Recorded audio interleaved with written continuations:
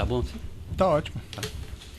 Então, nessa ação penal 502-2182, depoimento do senhor Marcos Valério Fernandes de Souza. Sim, senhor. Senhor Valério, o senhor foi acusado de um crime pelo Ministério Público Federal. Nessa condição de acusado pela nossa lei, o senhor tem o direito de permanecer em silêncio. Se o senhor fizer uso desse direito, segundo nossa lei, isso também não lhe traz nenhum prejuízo. Mas essa oportunidade também que o senhor tem de falar nos autos, tudo que o senhor falar vai ser considerado para o julgamento. Eu vou responder todas as suas perguntas do Ministério Público de quem quiser. Certo. Senhor Valério, o caso aqui é específico relativamente a um empréstimo em que, segundo o Ministério Público, a fonte desse empréstimo seria o Banco Chain e o destinatário final seria o senhor Ronan Maria Pinto. E no âmbito desse processo, existem alguns contratos que foram apreendidos, no qual figura a sua empresa 2S. O senhor pode me esclarecer se o senhor teve algum envolvimento com isso e narrar os fatos do seu conhecimento? Posso, sim, senhor. A assinatura é minha. O contrato foi assinado por mim mesmo. Tá? Não. O senhor pode esclarecer as circunstâncias? Posso, tudo. É importante que a gente volte em 2012 para a gente esclarecer o meu primeiro depoimento. Certo. E depois voltarmos a 2004, que é onde aconteceu os fatos em si. Uhum. Eu vou tentar ser bastante preciso, porque no início, quando eu dei esse depoimento, as pessoas, por uma série de motivos, eu estava numa briga muito grande e as pessoas tentavam de todas as maneiras, e o senhor sofreu isso, o Ministério Público. Eles têm uma máquina muito grande de desmoralização das pessoas, via as redes sociais, os blogueiros, e via também algumas, não é toda a imprensa não, algumas pessoas situadas na imprensa para tentar. E alguns pontos no Ministério Público. Uhum. O PT tem essa mania de querer desmoralizar as pessoas para tirar a credibilidade dessas pessoas no que elas dizem. Então, em 2012, o senhor ministro Joaquim Barbosa nos encaminhou ao procurador-geral, o senhor Roberto Gurgel. O meu advogado está aqui, se eu estiver faltando com a verdade, ele pode me interromper a hora que ele quiser. Aí nós chegamos no Ministério Público, fomos recebidos numa sala enorme de reuniões, estava o senhor Gurgel e estava duas procuradoras. O senhor Gurgel virou para nós e falou: o negócio é o seguinte, eu estou com pressa, eu estou te recebendo aqui a pedido do ministro Joaquim Barbosa, mas eu já vou te adiantar, nesse processo do mensalão, eu não vou poder fazer nenhum acordo com o senhor. Nos outros processos que estão correndo na Justiça Federal, sim, nós podemos estudar um acordo. Aí foi um jato de água fria. Aí ele saiu da sala, pediu as duas procuradoras para sair e falou: agora você conversa com o seu advogado e, se te interessar, o senhor depõe. Aí eu conversei com o meu advogado, doutor Marcelo Leonardo, ele virou para mim e falou: vamos dar um sinal de boa vontade e tudo e esperar. Eu acho que esse acordo nesses processos da Justiça Federal pode ser vantajoso, sim. Vamos dar. Aí nós estávamos com uma pasta cheia de documentos e separamos um pedaço do depoimento, pedaço pequeno do depoimento. E depus sobre esses fatos. Além disso, entreguei nesse próprio depoimento, entregamos contas de outras, provamos contas do outro, Duda Mendonça, outras contas do Duda, e colocamos várias outras contas, tudo, inclusive ligações no exterior ligando as pessoas nesse depoimento. Bom, aí fizemos o depoimento e tudo, e terminando o depoimento, as duas procuradoras anotaram tudo direitinho, correu tudo bem. Ela falou: o negócio é o seguinte, nós agora vamos analisar e vamos te chamar para um novo depoimento. Né? Aí nós pegamos, ela viu que a gente estava com a pasta cheia e saímos e falou assim: então tá bom, então nós vamos esperar a senhora nos chamar. Nesse meio tempo, em 2013, 15 de novembro, eu fui preso para cumprir a pena do mensalão. Perfeito.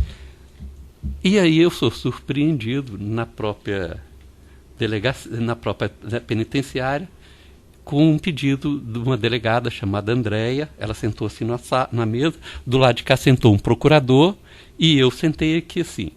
Aí ela falou assim, o negócio é o seguinte, eu estou aqui para te ouvir sobre o assunto Lula.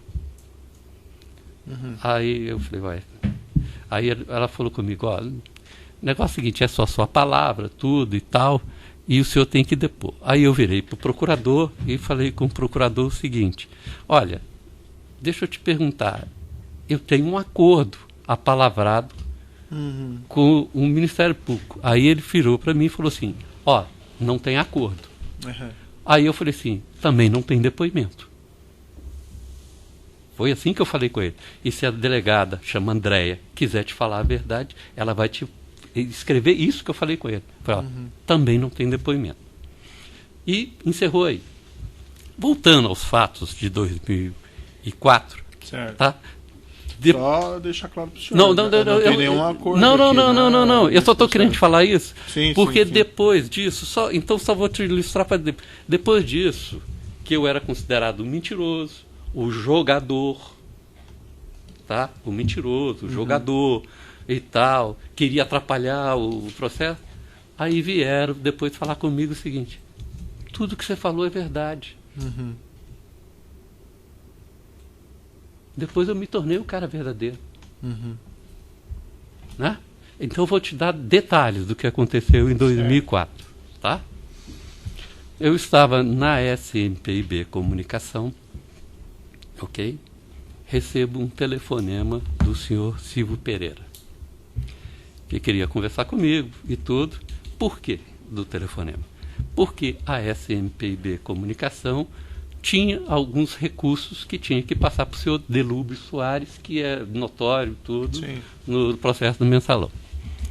E o senhor Silvio Pereira virou para mim e falou, ó, Marco, nós vamos encontrar no hotel Sofitel da Sena Madureira, do lado tem uma lanchonete, e nós vamos encontrar nessa lanchonete.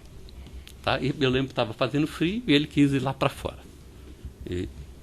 Aí ele falou, ó, o negócio é o seguinte, nós estamos com um problema, o presidente está com um problema muito sério, está sendo chantageado por uma pessoa, e essa pessoa está exigindo um recurso no valor de 6 milhões de reais.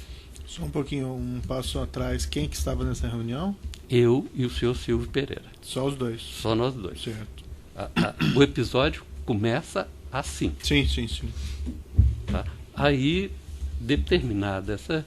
Aí ele falou assim, ó, tem que pagar o cara 6 milhões e tudo. E eu falei, ó, tudo bem, quem é o cara? Eu nem imaginava quem era o sujeito. Era um tal senhor Ronan Maria Pinto.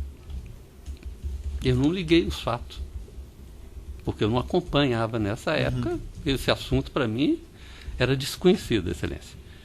Aí, Excelência, terminada essa reunião, tá? Eu fui conversar com... ele falou, ó, tem que passar esse dinheiro para a empresa dele, que é uma empresa de ônibus. Bom, eu saí dessa conversa e fui conversar com um cara chamado José Janini. Tá? O José Janini, por sua vez, eu perguntei ao José, seguinte, então, o Silvio me pediu isso e pediu que eu passasse um recurso para uma empresa chamada Aviação Santo André, no valor de 6 milhões de reais e tudo, que esse cara tá com alguns problemas com o presidente, não quis falar o que era. Aí o José Janini estava numa empresa chamada Bônus Ponval, tá? E eu lembro disso, que a sede, estava mudando de sede esse pessoal. Certo. E o Janini é que realmente tinha relação, eu não tinha relação com o pessoal da Bônus. A nossa relação era através do José Janini, que tinha relação com o Partido dos Trabalhadores e que a gente já tinha, como é notório, no processo do mensalão. Certo. Aí o Janine falou, não, pode deixar comigo, que eu vou resolver isso aí, tudo e tal. Falei o nome da pessoa, tudo. Eu falei, então tá bom. Aí o Janine virou para mim e falou, ó, procura saber quem é esse cara. Uhum. Né? Eu falei, tá bom, vou procurar saber e tudo. E eu lembro que eu saí e fui dar uma volta na Brigadeiro Faria Lima, enquanto o Janine preparava os documentos para que eu transferisse os recursos da minha empresa chamada 2S Participações para uma empresa chamada Remar. Bom, aí eu cheguei, assinei realmente os contratos, tá? E fiquei de transferir o recurso para essa Remar através de transferência eletrônica. E nos próprios contratos tinha como voltaria os recursos. Nesse meio tempo saí, fui a Brasília, Excelência. Tá, mas espera aí, como é que apareceu a Remar na história? Porque Não, o senhor falou da aviação, né? Não conhecia a Remar, não sei nem quem é, nunca tive, e apareceu lá porque a Remar é que iria transferir lá para a aviação Santo André. Mas quem que montou a operação? Dentro da Bônus Moval, e já foi me trazido o contrato pelo senhor José Janine ou o Enivaldo, não lembro quem foi. Mas foi a ideia deles, colocar a Remar como intermediador? Foi, eu nem conheço a Remar, nem sei quem é o dono, nunca tive com ele, nunca vi na minha vida. Não sei quem é. A ideia foi deles lá e trouxeram, e eu assinei o contrato. Ó, eu assinei, repito para o senhor, assinei. Ponto. E já ia transferir os recursos. Mas daí eu fui para Brasília e comecei a sondar quem era José Maria Pinto, Ronan Maria Pinto. E o que eu fiquei sabendo não me agradou. Tá? O que fiquei sabendo, eu falei, ó, chamei o seu Silvio Pereira novamente, em Brasília, logo que ele saiu do Palácio, tá? É notório também que houve várias... Se eu pegar na quebra do sigilo telefônico e a agenda do Palácio, eu devo ter tido lá umas 600 vezes, e aí você vai pegar, você vai ver, tive lá mesmo e tudo, e procurei saber essa história toda. Aí eu chamei o seu Silvio e falei assim, senhor, o senhor é maluco. Eu não vou fazer. Eu não vou transferir. E vou te contar uma coisa. O assunto é tão sério que eu acho melhor o senhor arrumar alguém de confiança do senhor presidente para resolver esse assunto. Eu não sou dessa confiança. E eu não quero ligação com isso. E usei o termo, me inclua fora disso. Essa segunda reunião com o senhor Silvio, só o senhor e ele ou tinha mais gente também? Só eu e ele em Brasília. Certo. Ele costumava a ficar no Hotel Brutri, tá? Só que dessa vez nós não encontramos no hotel, nós encontramos assim que ele saiu do palácio. Eu estava no palácio, ele também saiu, e ele também saiu, e nós fomos conversando dentro do carro. Nessa época ele tinha carro em Brasília, senhor. E aí não soube mais da operação. Eu não ia transferir, não soube mais. Aí passou-se um ano. Eu estava em São Paulo com o senhor Delúbio Soares, e o Delúbio, nós íamos resolver um assunto no aeroporto. Nós íamos resolver um assunto no aeroporto. Aí passamos no Banco Chaim. Eu vou falar com o senhor. Não conheci o dono do Banco Chaim, não sabia quem era, nunca tive conta no Banco Chaim, nunca tinha entrado no Banco Chaim. Entrei única vez nessa oportunidade. E aí eu estou vendo a conversa, eu calado. Eu estou vendo a conversa. E é verdade o que o seu Chaim, não sei qual do Chaim falou aqui, de que o Delúbio me apresentou mesmo. Aham. É verdade. O Salim Chaim. Não sei se é o Salim, não sei, mas é verdade. Uhum. Ele me apresentou e eu fiquei calado ouvindo a conversa. Aí eu vi que a operação tinha sido feita. Uhum. E vi que o Delu já estava devendo ao banco. Ok? Sim. Aí eu fiquei calado, falei assim, fizeram a operação. Né? E eu falei, perguntei, não, você não quis fazer, não tem nada a ver com isso e tal, tudo. E aí, Excelência, eu fiquei sabendo, depois que eu estourou o processo todo do mensalão, todo o processo do mensalão, e eu já estava totalmente fora de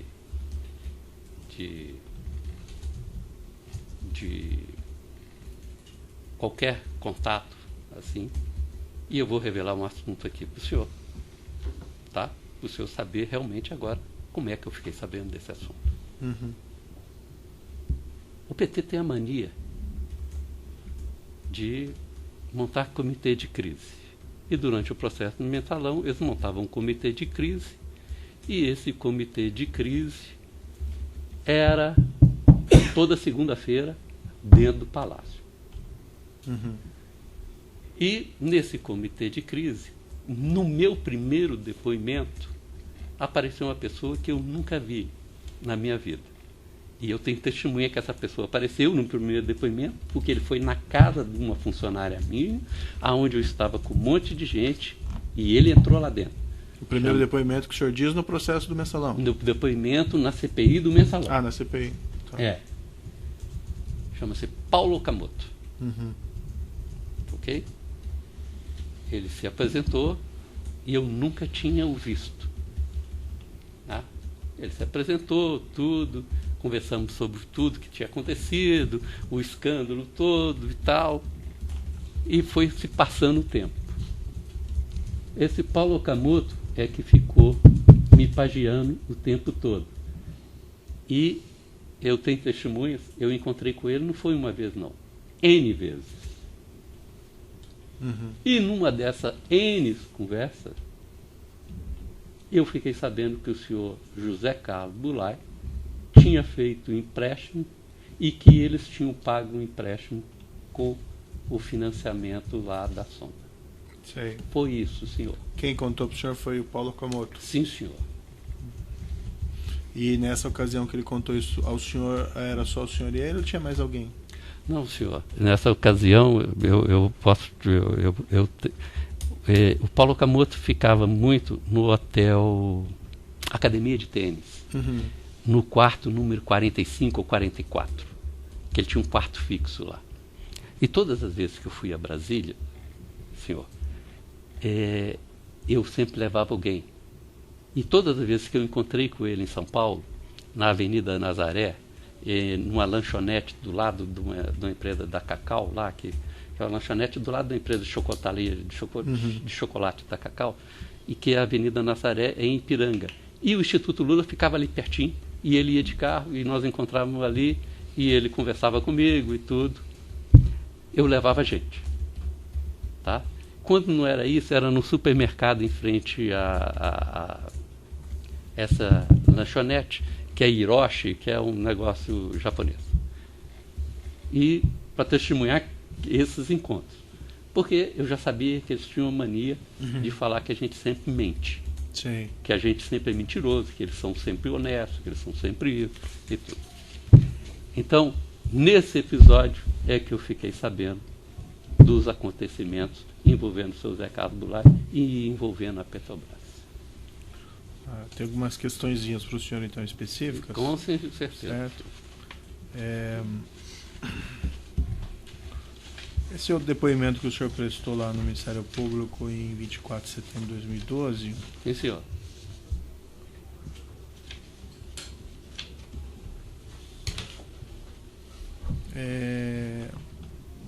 O senhor chegou a conhecer o senhor Ronan? Sim, senhor, perdão. Então eu suprimi esse fato. Sim, sim. Tá? Logo depois dessa reunião com o Silvio Pereira, tá? Perfeito. Ele virou para mim e falou assim: Marcos, você podia encontrar com o senhor Ronan. Eu desculpa, tá? É porque O senhor está aqui para esclarecer. é até então. nervosismo e tudo. Aí o senhor, nessa reunião, o senhor, depois que eu falei com o Silvio, ele falou assim: pô, mas você podia encontrar com ele para mim, só para mim ganhar tempo. Eu falei: olha, tá bom, eu vou. E esse encontro foi em São Paulo, no hotel que antigamente chamava Mercury, no subsolo, tá? Tinha uma sala de reunião e estava presente chegou o senhor Ronan Maria Pinto, o senhor Breno Altman, que era o contato deles. Como eu te falei, o PT gosta de pôr pessoas pagiando os outros. Era o contato deles. E eu e o senhor Silvio Pereira. Eu lembro que o Ronan ficava muito no Nextel. Não tinha um Nextel, falando com a mulher dele pelo radinho e tal. E ali eu conheci o Ronan Maria Pinto. E o que foi conversado nessa reunião? Sobre o empréstimo que ele queria comprar. Aí eu tomei conhecimento, né? Que ele queria comprar metade do diário do ABC Paulista. Tá? E que o jornal estava criando muito embaraços para eles lá em Santo André. E que ele tinha oportunidade agora de comprar esse jornal e dar uma sossegada na vida dele lá. Foi isso, Excelência. E junto estava então o Breno Altman. Sim, senhor, Excelência. E o que o Breno Altman participou dessa conversa? O que ele... Sim, senhor, ele participou, até porque ele que defendeu o empréstimo para o senhor Ronan Maria Pinto. O senhor me esclarecer, nessa primeira formatação que a sua empresa 2S iria repassar esse dinheiro ia vir da onde? Da sua empresa mesmo? Da minha empresa mesmo, senhor. Mas isso seria um empréstimo a ser devolvido mesmo? Inicialmente, sim. E eu vou te falar com toda sinceridade. E foi isso que o Silvio me falou, que ele iria pagar de volta o dinheiro para o Partido dos Trabalhadores. Como o senhor viu no processo do